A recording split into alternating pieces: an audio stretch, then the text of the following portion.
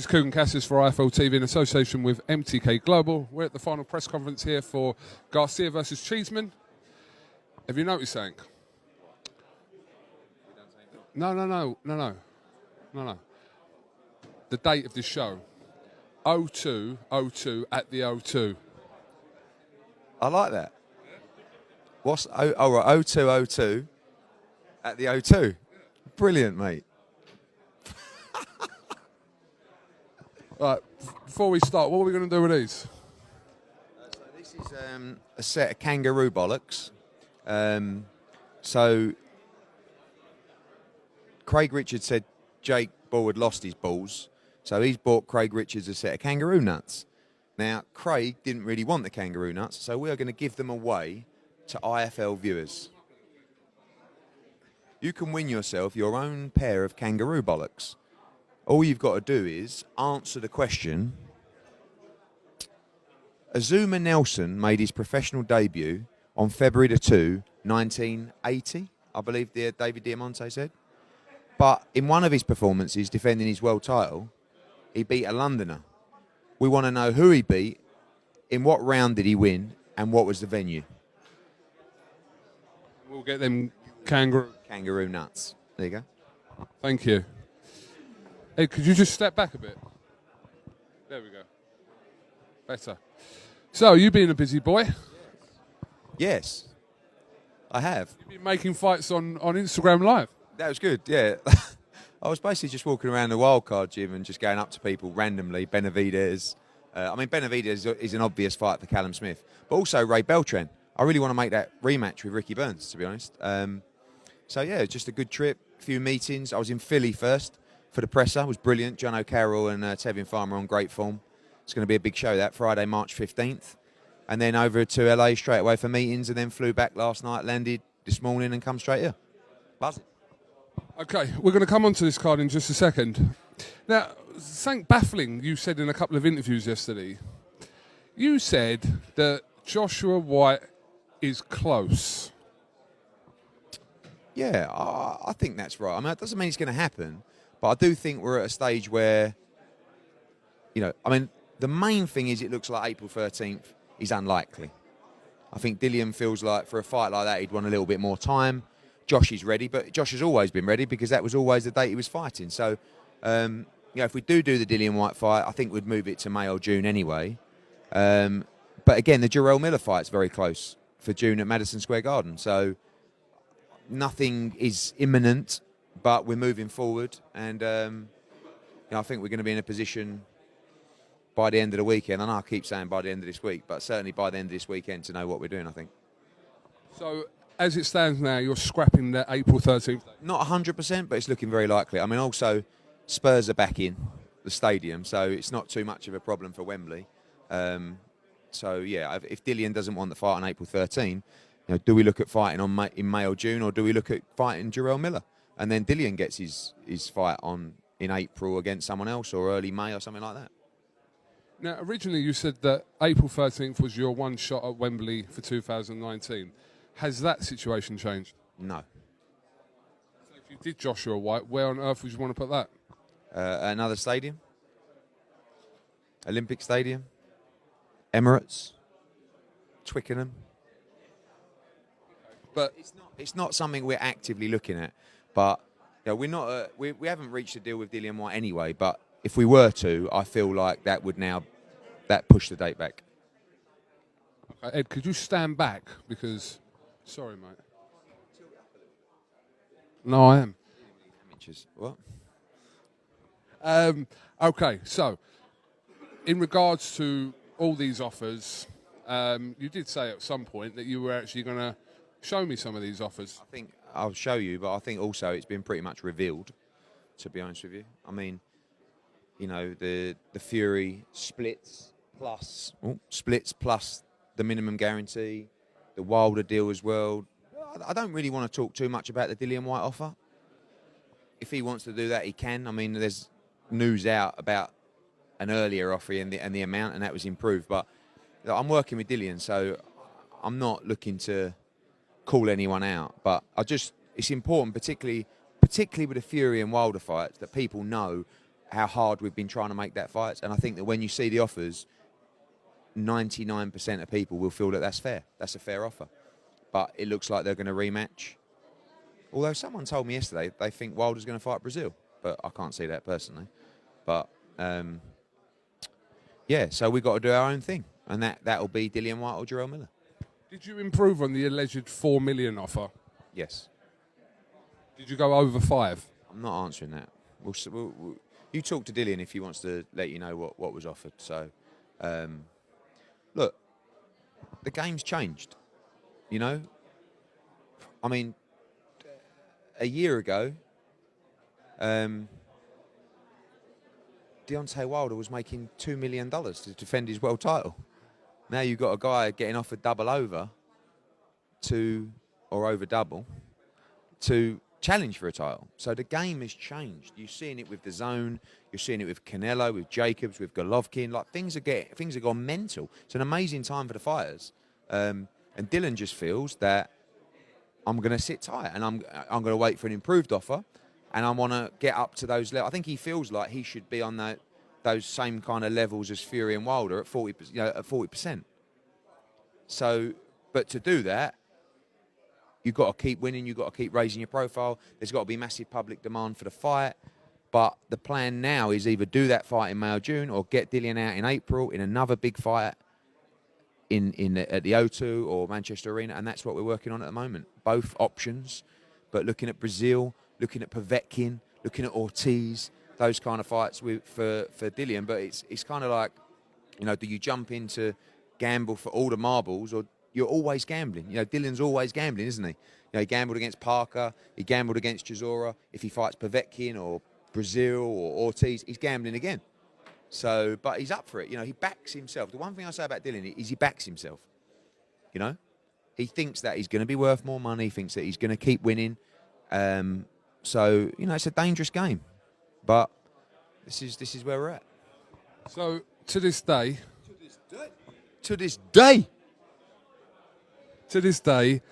you rule out anything with Fury or Wilder for April 13th?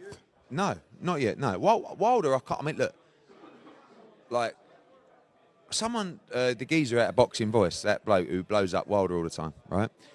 Nescafe. No, not Nescafe. Nesto. So he's like, well, what about if you did this with a split and in a rematch, I said, mate, these are the conversations we want to have with Wilder's team. But they won't even reply. Does anyone not understand? At least Fury, we're talking, me and him. Are you still talking? Yeah, I can't remember the last time. Monday, Tuesday, something like that. But he wants 50-50. He doesn't deserve it, in my opinion. He's a challenger for the 4 belts. He's coming off a great performance. But 60-40 is an unbelievable deal. If the WBC mandate, right, 60-40 for Wilder Fury, and I know maybe that's not where they do the deal, but that is the purse split. So why is 60-40 against a guy whose commercial value is 10 times higher than Deontay Wilder? Not fair. And for all these people going, well, just give him 50%, fuck it, right? Well, how about just take 40%? Where's those people saying to Tyson Fury, if you believe you can beat Joshua, why don't you take the 40% and become king? It's not about the money, because didn't he give all his last money away to charity? Well, that's what everybody reported. But so obviously it ain't about the money. So, okay, let me ask you another question. If you were to offer, theoretically, Deontay Wilder or Tyson Fury this 50-50 split, I don't think they'd take it either. I don't think they'd take it. Fury might. Wilder wouldn't. Wilder's bum's gone completely. Do you want it right? A serious question. And I see you grinning. Do you believe that Wilder would take the fight if the 50-50 offer was made? I don't see why he wouldn't take it if that's all he... Because they don't fancy it. I'm not even saying Deontay Wilder. Heyman and those boys, they can't allow Wilder to get beat. They can't allow him to box on another platform. Because, you look at Showtime. Abner Mares fights gets cancelled at the weekend. Heyman's putting all his nuts into Fox, and Showtime are getting left with the dribs and drabs. Now they've got Abner Mares against Hugo Ruiz, and Espinosa's sitting there getting salty. with the zone while he can't even see before his eyes that all the good fighters are getting shipped off to Fox. So Heyman needs Wilder. You know, it's really important. And that's why I don't even think, because if you wanted 50-50 and you were offered 65-35 and talked about 60-40, wouldn't you just come back and say, give me 50-50, you got to fight? Wouldn't you even do that? They're not even doing that because the bum's squeaking. Fury, different kettle of fish. Fury wants the fight, in my opinion.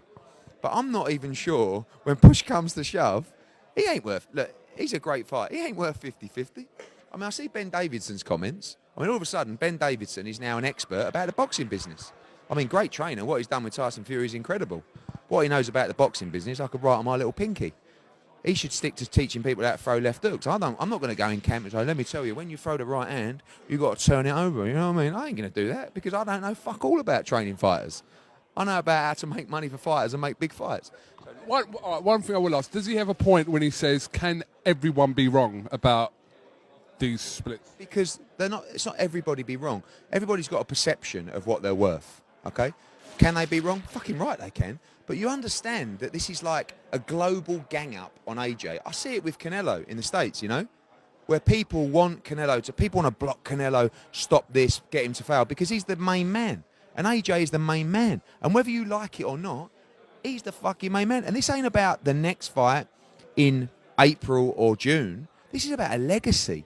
This is about beating everybody. This is about being 22 fights in. How many times do you say it? 22 fights in. Yeah? Povetkin, Klitschko, Parker, Takam, Dillian Whyte, Brazil. It's almost getting boring. Keep going on.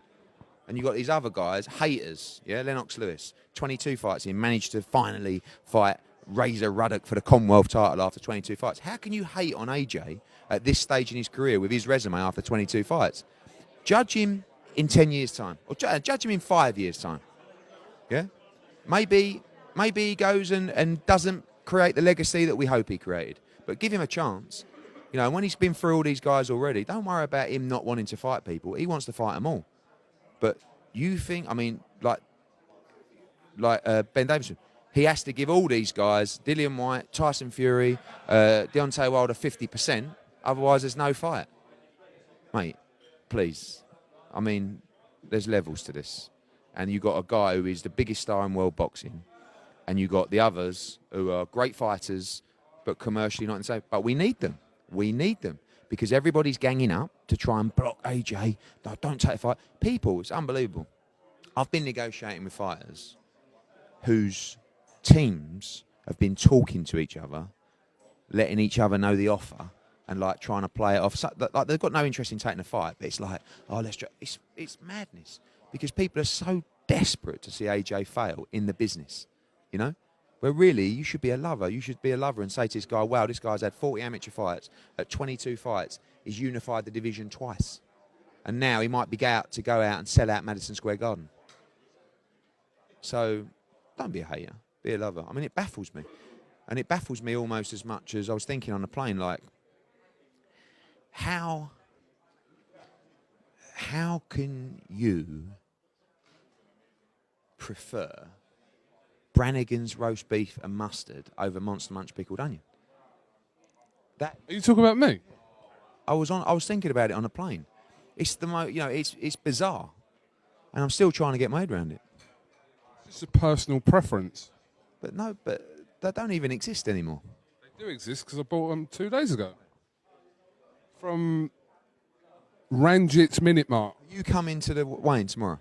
Yes. You bring some roast beef and mustard? Yes. Good. Because it's disputing. It's been upsetting me.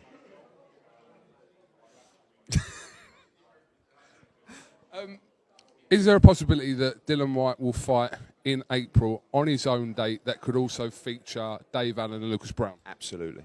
When are you looking to do that? April 13, April 20, April 27. Can't go April 20th. Why? Well, you got small matter of your fighter Amir Khan fighting in New York. That's at 4 o'clock in the morning. You'd go to one and then travel. So got the Josh Warrington, Kid Galahad purse bid next week. So we obviously heard a little bit from Frank about this. They're disputing the split of the 65-35. It should be 75-25. No, the rules from January the 1st were that the new split is 65-35. Frank didn't know that, and when they sent the letter out, he had a heart attack, and then sent a legal letter or whatever he did to the IBF trying to get the purse bid changed, split-wise. I don't know the final result. If the IBF's bum go on that, it's ridiculous because the new rule from January the 1st is the change of the split. So you can't start changing the split back, but it is what it is. If that's the case, then Kid Galahad loses 10% of his purse. But we go in with a big bid next week. If we get it, great. If we don't, then he makes a fortune and challenges for the world title on BT. Can you give us a little purse bid situation update? With them all. I mean, they've all been... Lomachenko and Krolla. Lomachenko against Krolla. So Top Rank have requested a unification between the winner of Chaniev and Komi this Saturday. And then Krolla would have to wait till June or July. Not the end of the world, but we don't think that should be allowed. I've got Danny Roman against TJ Deheny. They've got a mandatory as well. Akhmadaliev. But we've put in a special permit for that. Then you've got Fury Wilder. Is that next week? It was originally the 5th of Feb. Next week, yeah. I'm guessing they'll do a deal before then. What else have you got? Saunders, that's not for a while. What's the situation with Saunders and Andrade? Do you think you'll make a deal? So, I mean, it's hard because obviously the money that he was offered for the first fight, he was on 75%. So now he's on 25%, 30% if he travels. So obviously the offer's going to be more than half, or it should be, what he got last time. But we also have to give him the respect that he was the world champion, he's undefeated world champion, and it's a big fight. I mean, look, Saunders should be trying to get on DAZN. Because if he wants to be in the middleweight mix and win titles and have those massive paydays, he needs to be on DAZN. Like every middleweight, really. So we'll see what happens. You signed the Shrish Karat Rangasai. Who? Shrish Karat. Shrish Karat. Shrisaket. Did you say it any better than me? Shrisaket. Rungvisai. Rungvisai. Call him Rungvisai. Yeah, it was... I'll tell you, I've been working on this deal for a long time. A long time. Probably 5-6 weeks. Frank's done a great job. Frank Smith getting it over the line. The perfect fight for DAZN, the Estrada rematch. That's the fight we want to make. It's fight of the year. One of the top fights of the year in 2018. We're looking at April 6, hopefully, for that fight. Going to be on the same card as Danny Roman against TJ Deheny unification. Possibly Jesse Vargas as well. Maybe Yafai as well in a unification. So, yeah, it was a big signing. I mean, now, you know, we've now got, when you look at the DAZN platform, obviously Canelo is a golden boy fighter. He's still on the platform. Anthony Joshua, Alexander Usyk. You got Callum Smith, Ring Magazine. We're working on his next date now. You got Rungvisai. You know, you got top fighters on the platform now, and even more coming. So I feel like we've got great momentum. Is that a date you're looking at the 6th of April in LA for TJ Deheny and Roman, and also yeah. Not confirmed, but that's one of the targets that we're working on. It's a big card, and it's probably taken a little bit longer than I expected, to be honest with you. I think in my normal arrogant ways, I just expected to go in and sign everyone within a week. But, you know, we've got real great momentum now and a real great stable. Probably still need that American... You know, we've got Danny Jacobs, which was a massive signing for us to extend on DAZN. Probably still need that American fighter as well. But also, I think what's going under the radar is the youth that we're signing. You know, away from the three Brooklyn kids that we signed initially with, you know, Ababi and Reshat and Solomon, you've got two brilliant Hispanic fighters in Alexis Espino and Diego Pacheco, and now signed two of the top amateurs in Ofer Jones 3 and Raymond Ford. No one's really talking about that, and you're quickly going to see over the next couple of years our stable in America just emerge with great talent, because I think people are a bit short-sighted in America where they go for the top crop without building the foundations. And I think that's why a lot of fighters in America don't have that profile when they get to the top, because no one built them on the way up. And that's something that we're going to try and do. How many subscribers have DAZN got currently? I can't tell you. Not that. Why is it a secret? Yeah, it's not secret, but it's not. All right, are you pleased, or are they pleased with what they've got so far? Canelo fight was a massive win for DAZN because the numbers were incredible. But it was a free sign-up as well. The proof of the pudding is really going to be in the Danny Jacobs fight, because there is a fight. You know, I saw Stephen Espinosa's comments today where he's like, $10 for Canelo Fielding. I mean, I wouldn't pay that. What a rip-off. It's like, no. It was free, firstly, if you signed up. But secondly, it's not $10 for that fight. It's $10 for the entire month. So, you know, if you're signing up on April the 6th, right? For example, you're going to get Rung Savai against Estrada, Dehaney against Roman. You're going to probably get a Golden Boy date. You're probably going to get Dillian Whyte's big heavyweight fight. You may get Usyk as well. You may even get Golovkin go at the end of April. Then you've got Canelo Jacobs on May the 4th. You know, if you sign up on May the 4th for the Canelo fight, you're going to get Canelo Jacobs. You're going to get Alexander Usyk's return. You're going to get one of our UK shows. You're going to get the World Boxing Super Series and Joshua on June the 1st if he goes there for $10. So It's a no-brainer. it is a no-brainer, son. But it's like you're just up against a system, and I'm up against a system. Like you couldn't believe, like everyone I meet who's on my side goes, mate, do you know people are so desperate for you to fail out here? You knew that anyway. Yeah, but that turns me on. That really makes me horny, you know, because I love it when I'm the underdog. I love it when people are trying to stop me and tell me I can't do it. Because, as I said before, I won't be outworked. I may not be as smart as... I mean, Heyman's a smart guy. I think he went to Harvard. He's been around a long time. He won't outwork... You went to St Martin's. No, I went to Brentwood. And I went to Havering College. So, fuck Harvard. But, on a serious note, I will not be outworked. I will not be outworked. And it's probably going to kill me. I reckon in 3 years' time, I'm going to be in a right old 2-8. But I'm 1,000,000% invested in this. You know, and it's not just a zone. It's Sky Sports as well. You know, March 23 will be announced on Saturday night. Really good card in London. March 30th in Liverpool is a really... You're moving away from Newcastle and going to London. We're going to be in London on March 23rd. And then the April stuff will be announced and the Joshua stuff will be announced. We've got Italy in March now. We've got Germany launching in April. We're going to be announcing our first Mexican show for February 23rd. Later today, there's been a few bits leaking about that. So, you know, it's non-stop. But I'm out there... and I'm just working as hard as I can possibly work to try and make it all succeed. Very happy to it. Can you talk us through your meeting with Gennady Golovkin? No. Do you know what? The gossip factory in boxing is unbelievable. And I have to admire some journalists who know things that I really don't know how they know, and it's a bit worrying at times. But did you meet him? Clearly, yes.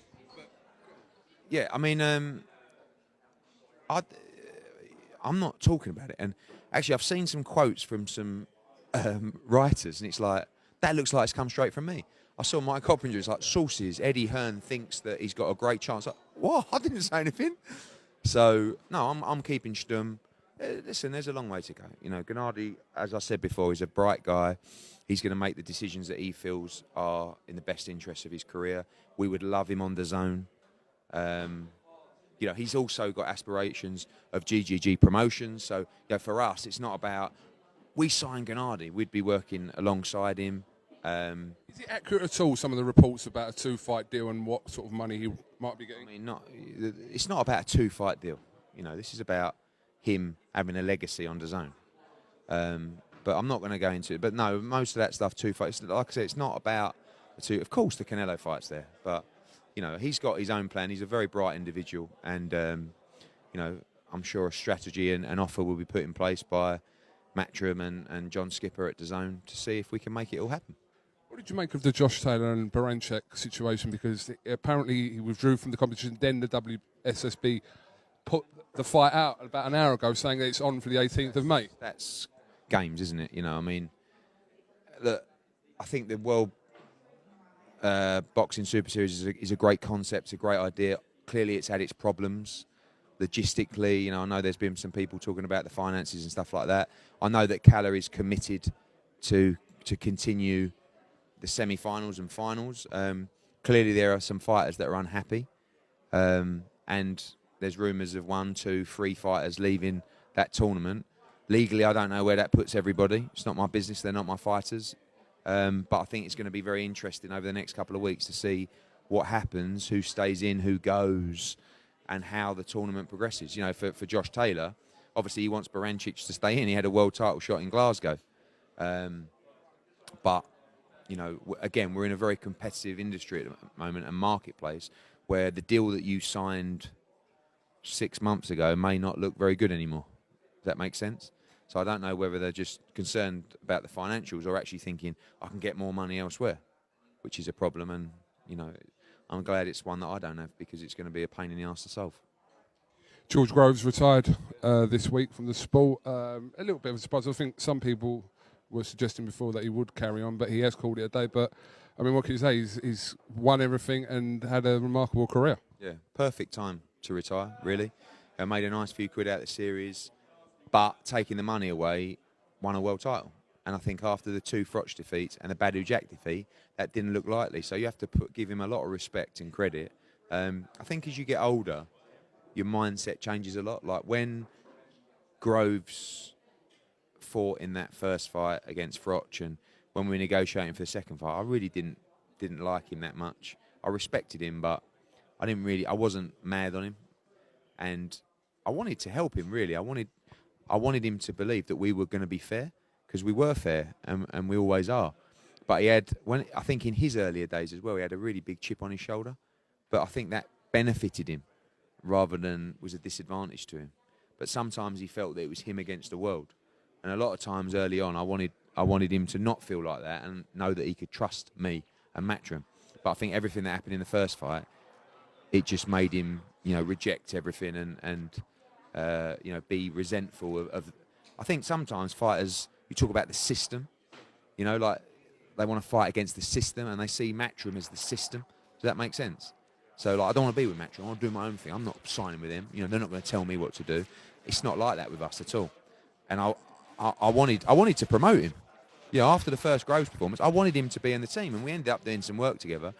But as time went on, I think you just mature as a person, and I've ended up having a lot of respect for George Groves.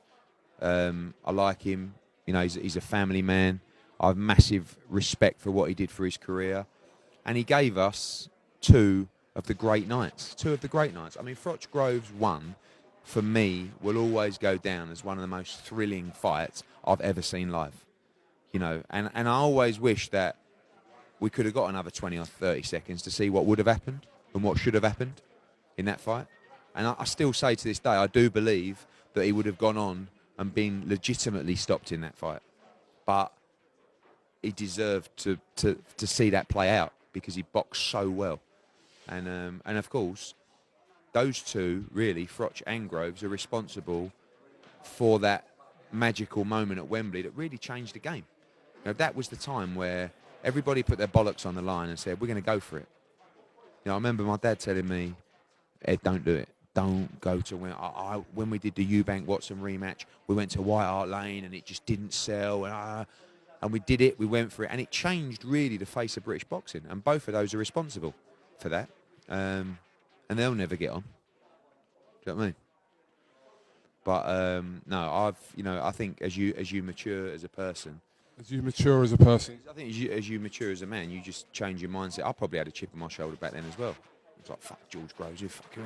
But actually, now, I think what he did at that point was extremely ballsy.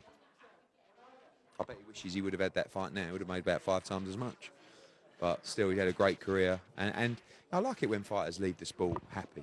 That Groves can sit there with his world title on the wall, with his nice house, and he's spending his kids through education that he wants, and knowing that job done. Have you got any other news you could tell us about? Loads, but none that I'm going to tell you about. Give us a little saying. No, look, we've just got great momentum at the moment. With all the, we'll hopefully make another announcement of a new signing today. It's a heavyweight. UK or America? International.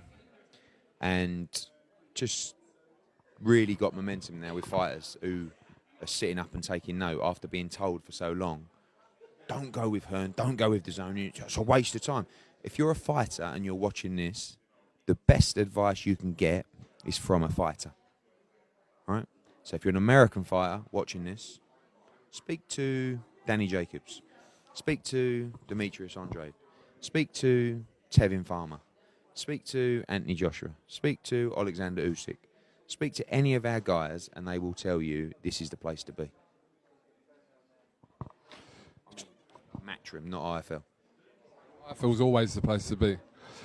What do you reckon of this tracksuit I have on right now, Edward? I like it. What is it? One rude. Shay Rude. This kid is 19 years old. Who put this together? He's got Shay Rude. Shout out to Shay Rude. 19 years old, young entrepreneur on the hustle. this tracksuit in Zaggers. For 19, what was you doing at 19? Selling double glazing. Yeah. I think Shay really wants to send you a tracksuit. What size is that? This is an XL, I think. Has he got double XL? Shay, if you're watching, I want XL on the top and double XL for the bottoms because I've got a big set of nuts. What colour? I mean, I'm easy. Black is good. Hood or no hood? This one has a hood. No hood. Shay, he wants to send you one, so leave it with me and I'll sort it out. But good for 19. Yeah, keep at it, Shay. Keep following your dreams, my son. Good on you. Eddie Hearn, thank you very much for talking to IFL TV, and we'll see you at the weigh-in tomorrow.